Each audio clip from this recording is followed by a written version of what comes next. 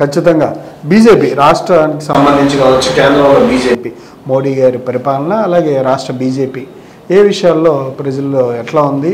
బీజేపీకి సంబంధించి మీకు బీఎస్పీకి ప్రధాన పోటీ ఎక్కడి నుంచి ఉంటుంది క్షేత్రస్థాయిలో? నేను తెలంగాణ విషయం మాట్లాడుతున్నాను, మీరు రాష్ట్ర అధ్యక్షులు కాబట్టి. నేనేమంటున్నా, భక్తిని పెంచినంత వీళ్ళు ప్రజల చైతన్యాన్ని పెంచుతురా? భక్తిని పెంచినంతగా పెంచుతురా? 4 మంచి మాటలు చెప్తురా? ఇప్పుడు గణేషన్ పండుగలు జరుగుతున్నాయండి. ఈ గణేషన్ పండుగకు జరిగిన సందర్భంలో దాన్ని నేనేం డిఫరెన్షియేట్ చేసి దాన్ని మాట్లాడతలేను. పిల్లల్ని ఎట్లా తయారు చేస్తురంటే మీరు చూడండి, గమనించండి. ఓ తల్లిదండ్రులు చెప్తే కూడా పని వినరు వీళ్ళు.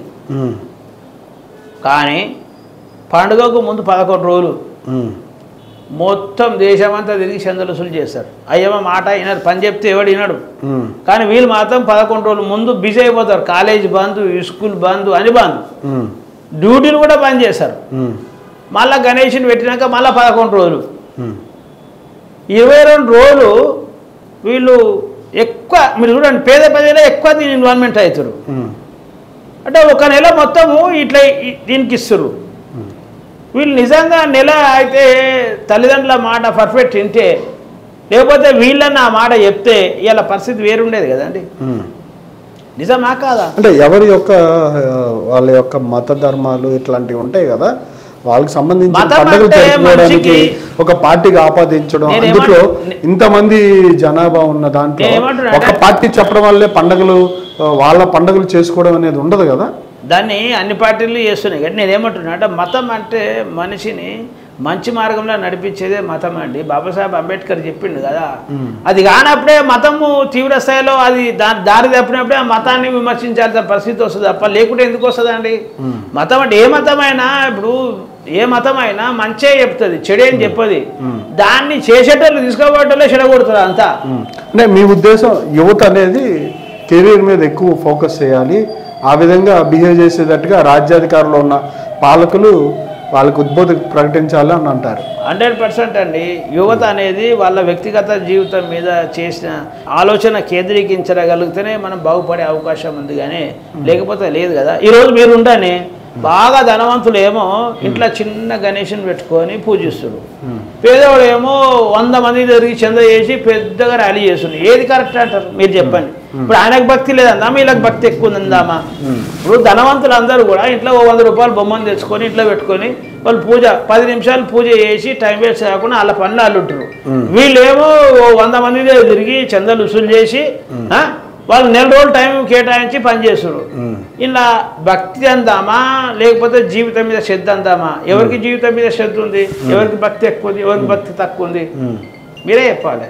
వీటితో పాటు మీరు రాష్ట్ర స్థాయిలో మీరు ఇందా చెప్పినట్టుగా ఆడపిల్లల స్కూల్స్లో మౌలిక సదుపాయాల కల్పనకి ప్రధానంగా గట్టిగా పోరాటం ఉంటుందంటారా నెక్స్ట్ రోజుల్లో? మీరు నేను 25 సంవత్సరాల నుంచి పోరాటం చేస్తున్నా. రీసెంట్గా నేను డిప్యూటీ మేయర్ ఉన్నప్పుడు కూడా మా మున్సిపల్కు శ్రీధర్ బాబు గారు వచ్చారు, జిల్లా ఇన్ఛార్జి. ఇప్పుడు మినిస్టర్ గారు ఉన్నారు కదా, ఆయన వచ్చిండు.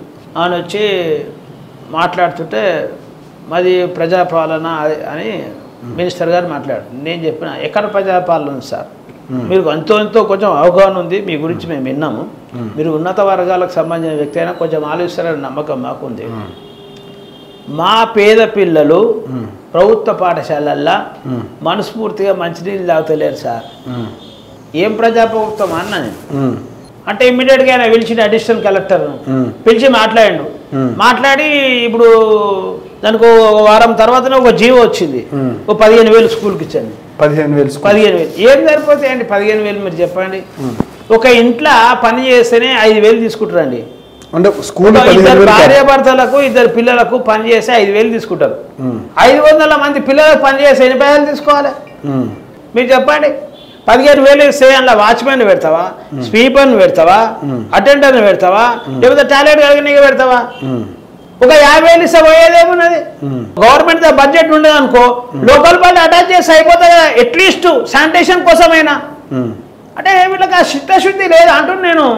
100% బీఎస్పీ ఆధ్వర్యంలో రాబోయే రోజులల్లో ప్రభుత్వ పాఠశాల సమస్యలు పరిష్కరించకపోతే 100% మీరు చూడండి, మీరు 100% ఈ పోరాటం జరుగుతుంది తెలంగాణ. మీరు పోరాటం వైపు ఎక్కువ ఆసక్తి చూపుతారా, చైతన్యం చేసి వాళ్ళని మేధోశక్తి సంపన్న చైతన్యంలో భాగంగానే పోరాటం చేసేది. మేము ఉట్టి పోరాటం చేయము. ఎందుకంటే కమ్యూనిస్టులు ఈ దేశంలో పోరాటం చేసాడు, తెలంగాణలో పోరాటం చేసాడు. ఏడు రాలి అలా పోరాటం ఒకటే ప్రజలకు జ్ఞానం ఇయ్యదండి. చైతన్యం మొదటిది, దానిలో భాగంగా పోరాటం చేసాం తప్ప ఉట్టి పోరాటం చేయండి. స్థానిక ఎన్నికలకు సంబంధించి దగ్గర పడతా ఉన్నాయి, ఎట్లా ఉండబోతుంది, ఎంతవరకు మీరు టార్గెట్ చేస్తున్నారు? ఇప్పుడే మేము వచ్చాను కదండి, నేను దాన్ని ఎంతవరకు సక్సెస్ అవుతాం అనేది మేము చెప్పలేము. కానీ ఖచ్చితంగా మా లీడర్లు అందరూ కూడా స్థానిక సంస్థలల్లో పోటీ చేయబడడానికి ప్రయత్నం చేస్తాం. మేము పెద్ద స్థాయిలో కాకుండా వార్డు మెంబరు, సర్పంచ్, ఎంపీటీసీలలో ఎక్కువ శాతం మేము ఈసారి మాత్రం మేము వార్డు మెంబర్ల మీద కాన్సన్ట్రేట్ చేద్దామని చూస్తున్నామండి. వార్డు మెంబర్లే మా శక్తి తక్కువ ఉంది, ఇప్పుడు పొలిటికల్ శక్తి తక్కువ ఉంది, మా వాళ్ళు బలహీనలు కాబట్టి ఇప్పుడు ఇంకా చైతన్యం చేయాల్సిన అవసరం ఉంది. కాబట్టి వాళ్ళ మీద మేము దృష్టి పెడతాము. ఆ కోణంలో ఆలోచన చేస్తున్నాము. మరి మా మీటింగ్ పెట్టుకొని మాట్లాడుకొని మా వాళ్ళందరితో స్టేట్ పార్టీతో నిర్ణయం తీసుకొని ప్లాన్ చేస్తాం. బీఎస్పీ పార్టీలో పనిచేసిన వాళ్ళకి ఎలాంటి గుర్తింపు ఉంటుంది? గతంలో పనిచేసిన వాళ్ళకి కానీ లేకపోతే పార్టీ మారి వెళ్ళిపోయిన వాళ్ళని మళ్ళీ తీసుకొచ్చే ప్రయత్నాలు ఏమైనా చేస్తుందా ద్వితీయ నాయకత్వాన్ని? 100% అండి. ఈ బీఎస్పీ పార్టీ నుంచి వెళ్ళిపోయిన అందరినీ తీసుకురావడానికి ప్రయత్నం చేస్తాం. రేపు మాది పవర్ పార్టీగా మారిన తర్వాత ఇప్పుడు గుర్తింపు రావాలంటే పవర్ పార్టీగా మారాలండి. ఒకనాడు కమ్యూనిస్టులకు గుర్తింపు ఉండే, ఇలా లేకుండా పోయింది. ఒకనాడు బీజేపీలో గుర్తింపు లేకుండే, ఇలా గుర్తింపు వచ్చింది. అంటే బలపడితే గుర్తింపు వస్తుంది కదా.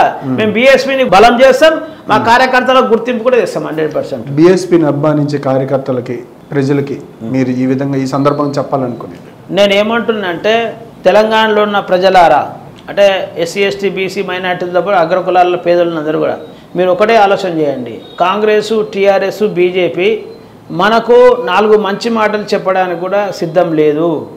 కాబట్టి వాళ్ళు మనకు మంచి చేశారనే ఆలోచన మనలో తీసేసుకోవాలని మీ అందరికి నేను విజ్ఞప్తి చేస్తున్నా. కాబట్టి ఇన్ని సంవత్సరాలు అన్ని పార్టీలకు అవకాశం ఇచ్చారు. కాబట్టి రాబోయే రోజుల్లో బీఎస్పీ పార్టీకి మీరు అవకాశం ఇవ్వాలని, ముఖ్యంగా ఎస్సీ ఎస్టీ బీసీ మైనార్టీ సంఘాలకు కూడా నేనేమంటున్నా అండి, ఈ సంఘాలకు కూడా నా ఒక విజ్ఞప్తి. బ్రాహ్మణ సంఘం ఉంది, బీఎస్పీకి మద్దతు ఇస్తలేదు కదా. రెడ్డి సంఘం ఉంది, బీఎస్పీకి మద్దతు ఇస్తలేదు కదా. వెల్మ సంఘం ఉంది, బీఎస్పీకి మద్దతు ఇస్తలేదు కదా. మరి ఎస్సీ ఎస్టీ బీసీ సంఘాలన్నీ, మైనార్టీ సంఘాలన్నీ కూడా కాంగ్రెస్, బీజేపీ, టీఆర్ఎస్కి ఎందుకు ఇవ్వాలండి? నిజంగా మీరందరూ అంబేద్కరిస్టులు అయితే మీరు బీఎస్పీకి మద్దతు ఇవ్వాలని మేము బహుజన్ సమాజ్ పార్టీ నుంచి మేము విజ్ఞప్తి చేస్తున్నాం. సరే, ఇంకోటి చివరి అగ్రవర్ణాల మీద ఇందాక మాట్లాడుతూ వచ్చారు పాలకులని. అగ్రవర్ణాల్లో ధనికుల మీదనా మీ కోపం? వాళ్ళు పాలకులుగా మారి రాష్ట్ర భవిష్యత్తు ఇబ్బందికరంగా. నేను ఏమంటున్నా అండి, ఎవరికైనా ఎందుకు కోపం ఉంటుంది అంటే, నువ్వు మంచి చేయకపోతేనే కోపం ఉంటుంది. ఇప్పుడు ఈ దేశంలో పాలించింది మీరు, నిర్ణయాలు తీసుకొని మంచి చేయాల్సింది మీరు చేయలే కాబట్టి మీరు శత్రువులుగా మారుతారు. కానీ చేస్తే శత్రువులు ఎందుకు మారుతారండి? ఇప్పుడు శంకరన్ గారు ఉన్నారు, శంకరన్ గారు, ఆయన బ్రాహ్మణ, ఆయన ఎన్నో మంచి పనులు స్కూల్లో డెవలప్ చేసిండు. ఆయన ఎస్సీ ఎస్టీలు బీసీలు అవమానిస్తారు, అది ఆయనను గౌరవిస్తలేమా? ఆయనను మేము పొగుడతలేమా? ఆయన అభిమానిస్తలేమా? అంటే ఒక అగ్రవర్ణాలకు చెందిన వ్యక్తి మంచి చేస్తే ఒప్పుకునే గుణం ఈ అనగారి వర్గాలకు ఉండదండి. ఎవరు మంచి చేసే వాళ్ళని ఒప్పుకుంటాము, ఎవరు మంచి చేయకపోతే వాళ్ళని వ్యతిరేకిస్తాము. ఇప్పుడు ప్రజెంట్ అనగారి వర్గాల పరిస్థితి ఎట్లా ఉంది? వాళ్ళకి సంబంధించిన విషయాల్లో అనగారిన వర్గాల పరిస్థితి ఏంటంటే, వాస్తవానికి వీళ్ళు చైతన్యాన్ని చంపుతురండి. అంటే వాళ్ళు సొంతంగా ఆలోచించే పరిస్థితిని నుంచి వాళ్ళను ఆలోచించకుండా తయారు చేస్తారు. కాబట్టి వాళ్ళు ఆలోచించేటట్టు చేయడమే మా పని, వేరే పని ఏం లేదు కదండి. వాళ్ళు ఆలోచించేటట్టు చేయడమే ఆ పని. చేస్తే వాళ్ళే నిర్ణయం తీసుకుంటారు. ఆ వరకు ఆ ప్రజలను చైతన్యం చేయడానికి మేము ప్రయత్నం చేస్తాం.